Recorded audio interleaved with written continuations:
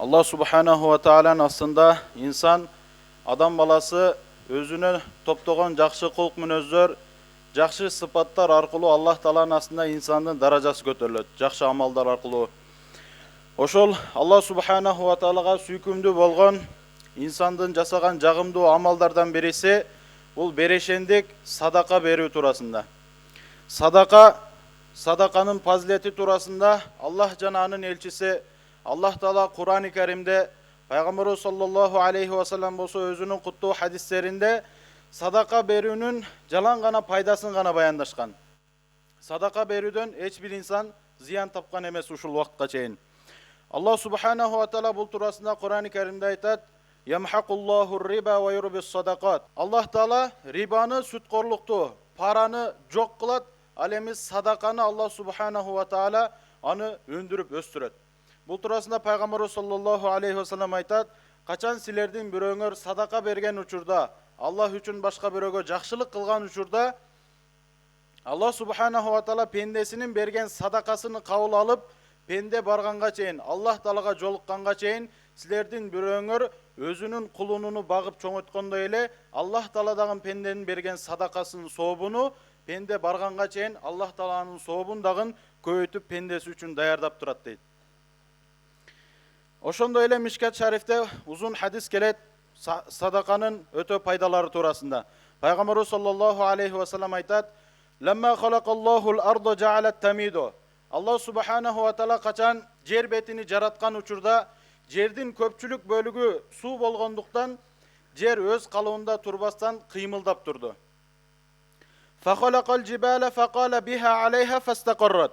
Allah subhanahu wa taala жерди бекемдеш үчүн бийик болгон, бекем болгон тоолорду жаратып, жерге казык кылып каккандан кийин жер өз калыбында туруп калды, кыймылдабастан. Fa'acibetil melaiketu min şiddetil cibali faqalu. Perişteler bolsa тоодун өтө аябай бекем жаралганына таң калышып, Allah Taala'dan сұрашты: "Ай Rabbi, hal min halqika şey'un eşeddu minel cibal?" Ey Allah Taala, sen жараткан махлуктардын арасынан тоодон дагы бекем, тоодон дагы күчтүү жараткан махлугуң барбы деп сурашты периштелер. Ошондо Allah Subhanahu wa Taala жооп берди: "Наам, ал-хадид, ооба, тоодон дагы бекем менин жараткан нерселеримден бул темир. Темир таштан катуу болот." Периштелер дагы таң калып сурашты: "Ай Rabbi, hal min halqika şey'un eşeddu minel hadid?" Ey Allah, sen жараткан махлуктардын ичинен темирден дагы күчтүү, темирден дагы катуу нерсе барбы деп сурашты. Allah Taala: "Наам, ан-нар." Ооба, темирден дагы күчтүү нерсе бар. Ал нерсе от dedi. От темирди эритип салат. Perişteler dağın suroonu toktotuşkan jok. Ey Rabbi, hal min halqika şey'un eşeddu minen nar. Ey Allah, sen jaratkan mahlukların içinden otton dagı güçlü nerse barba? Allah Taala aytты: "Naam, al-ma." Oba su. Ottu su öçürüp salat. Perişteler kayradan suraştı: "Ey Rabbi, hal min halqika şey'un eşeddu minen ma." Ey Allah, sen jaratkan mahlukların içinden sudan dagı güçlü bolgon nerse barбы деп suraştı. Oşonda Allah Subhanahu wa Taala жооп berdi: "Naam, ar-rih." Oba sudan dagı güçlü nerse bul şamal деп айтты. Çoң океандарда сууду ары бери чапкылаган бул шамал болот. Ошондо периштелер дагы суроолорун токтотушпастан сурашты: "Ай Rabbi, hal min halqika şey'un eşeddu minar-rih?" Ya Allah, sen жараткан махлуктардын ичинен шамалдан дагы güçlүү махлугуң барбы деп сурашты. Ошондо Allah Taala айтты: "Naam, ibnu Adam." Ооба, шамалдан дагы güçlүү нерсе, жогоруда айтылган нерселерден дагы güçlүү махлугум бар, ал адам баласы dedi. Кандай адам?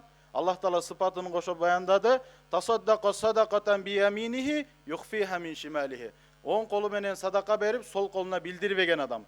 Ачыктап айтканда, жашыруун Allah Taala'nын ыраазычылыгы үчүн садака берген адам жогорудагы айтылган нерселердин бардыгынан күчтүү болот. Менин астында даражасы бийик болот деп Allah Taala адам баласына ушундай баа берди. Кандай адамга? Садака берген адамга. Уламалар бул хадистин жыйнагын айтышат. Эмне үчүн жогорудагы нерселерден караганда инсан, адам баласы күчтүү болду? Анткени Allah Subhanahu wa Taala'nын качан ачуусу келген учурда, Allah Taala'nын каары жааган учурда, мен деген тоолор дагы, мен деген темирлер дагы, от дагы, суу дагы, эч бир жогорудагы айтылган күчтүү махлуктар аны көтөрө албайт экен. Бирок качан садаканын фазилетини пайгамбарыбыз саллаллаху алейхи вассалам баяндаган эмне деп? Инна садаката ла тутфиу гадабар рабби ва тадфау митатассу. Чындыгында садака бул Аллах Тааланын ачуусуну кайтарат жана инсанды жаман өлүмдөн куткарат деп. Ошондуктан инсан адам баласы садака кылгандыгы үчүн ал эң күчтүү нерселер Аллахтын ачуусуна туруштук бере албаган нерселерге караганда садака бул Аллах Тааланын ачуусуну кайтаргандыктан садака берген инсан жогорудагы нерселерден дагы Аллахтын астында даражасы бийик, Аллахтын астында даражасы күчтүү болду. Садаканын экинчи чоң пайдасы ватадфау митатассу. Садака инсанды ошондой эле жаман өлүмдөн садака инсанды куткарат экен. Жаман өлүм деген кандай? Имансыз абалда кетет, же бир жаман ишти кылып жаткан учурда адам баласына кокустан өлүм келип калып, тобо кылганга да насип болбой калат. Ошондой жаман өлүмдөрдөн дагы садака инсанды куткарып, инсанга жакшы өлүм келишине садака себеп боло алат экен. Жана дагы садаканын пайдаларынан пайгамбар алейхиссалам айтат, күн сайын эки периште күн чыгаар мезгилинде келип туруп айтышат. Бирөөсү айтат: Аллахумма ати мунфиқан халафан. Аллахым, сен үчүн сарттаган адамга сен анын ордуну бергинин. Экинчиси айтат: Аллахумма ати мумсикан талафан. Аллахым, сен үчүн сарттабай сараңдык кылган адамдын байлыгын сен жок кылгын деп күн сайын эки периште түшүп элдерге ушинтип жар салып турушат. Ошондой эле бул садака амалы Аллах үчүн башка бирөөлөргө жакшылык кылуу бул биздин акырет үчүн жөнөткөн эң мыкты байлыгыбыз болот. Аллах субханаху ва таала Кур'ан-ы Каримде айтат: Аллах Таала садаканын ордуну сөзсүз кайтарып берерин дагы бир жолу бекемдеп айтып жатат. Мен заллази юқридуллаха қардан хасана фаюдаифаху адафан касира. Кайсы инсан Аллах үчүн карыз бере турган болсо, кимиңер бар мага карыз бересиңер деп Аллах Таала пенделеринен сурап жатат. Акыйкатта Аллах Таала бай зат, кедей бизбиз. Аллах Тааланын колунда бардык нерселер бар. Биз муктажбыз, бирок Аллах Таала муктаждардан сиз менен бизден Аллах Таала карыз сурап жатат. Бул аяттын тафсирин уламалар айтышат. Аллах субханаху ва таала карыз сураганын мааниси кандай эле дүйнөдө бир адам башка бирөөдөн карыз алса, аны кайтарып бериштиги сөзсүз милдет болгондой эле, Аллах Таала дагы силер мен үчүн кайсы нерсени сарттай турган болсоңор, мен аны акыретте сөзсүз силерге кайтарып берерим анык дегенди Аллах Таала бекемдеш үчүн бизден дагы карыз иретинде дагы Аллах Таала садака кылуубузду Аллах Таала өкүм кылып жатат дейт. Ошондуктан тугандар, бул улуу амал пайгамбарыбыз саллаллаху алейхи вассаламдын дагы өзгөчө амалдарынан болгон.